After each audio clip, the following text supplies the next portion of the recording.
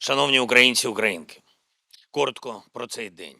Перш за все, доповіді з наших регіонів всюди, де необхідна робота по відновленню триває цілодобово. Це часто героїчна робота наших ремонтних бригад, наших енергетиків, залучених комунальних служб ДСНС України. І особливо в районах, які поруч з кордоном з Росією, поруч із лінією фронту. Всюди працюють, щоб відновити постачання електрики нашим людям, нашим громадам. Важливо, щоб не було в цьому прогалин, щоб місцеві та обласні влади не забували про жодну з вулиць, про жодне із сіл. Всюди робота має бути оперативною і відповідальність за це персональна. А зараз відзначу особливо наших рятувальників, наших працівників ДСНС, передусім на півдні України, там, де багато роботи після нещодавніх російських ударів. Одеська область, саме Юрій Афанасьєв, Руслан Бубок, Євген Бєльченко, Віталій Бурлак, Віталій Грицак, Сергій Лєпший, Олексій Маломан, Андрій Мандзюк, Сергій Морозов, Олександр Семенов. Дякую.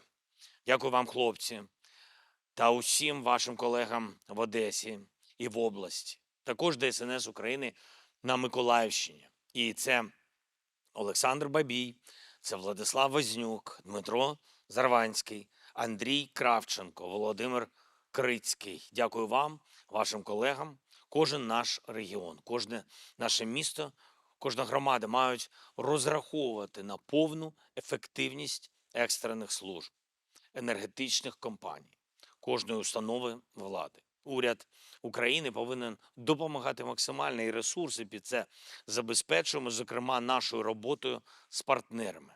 Українська дипломатія має два пріоритети: працювати на оборону України і працювати на нашу стійкість. Власне, на цих двох елементах ґрунтується захист незалежності та права українців жити, і це саме те, проти чого воює Росія.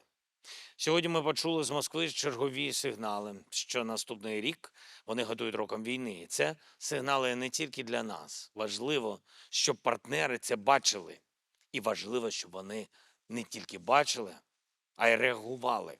Зокрема, партнери в Сполучених Штатах Америки, які часто кажуть, що Росія начебто хоче закінчити війну, але з Росії звучить зовсім інша риторика, інші сигнали. І як офіційні розпорядження їхній армії.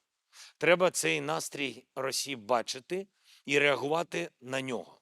А коли у них саме такий настрій, то й дипломатію вони будуть підривати, намагаючись різними дипломатичними формулюваннями, тиском по тому чи іншому пункту в документах, просто прикривати своє бажання знищити Україну, українців, бажання добитись легітимізації крадіжки Росією нашої землі.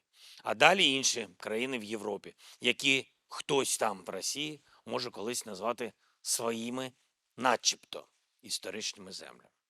Потрібен реальний захист від цієї російської історії божевілля, і зараз ми продовжимо роботу з усіма партнерами, щоб такий захист дійсно був. Потрібні безпекові рішення, потрібні фінансові рішення, зокрема по російських активах, потрібні політичні рішення. І потрібна сміливість усіх наших партнерів бачити правду, визнавати правду та діяти відповідно.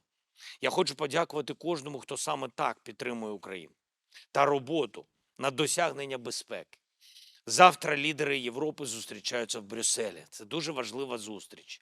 Результат цих зустрічей, результат Європи має бути таким, що в Росії відчули, що їхнє бажання воювати ще й в наступному році не матиме сенсу, бо Україна матиме підтримку. Це на 100% залежить від Європи. Саме Європі робити цей вибір. Розраховуємо також, що наші представники на цьому тижні продовжать розмову і зустрічі з американською командою про кроки, які можуть спрацювати на мир та на гарантовану безпеку.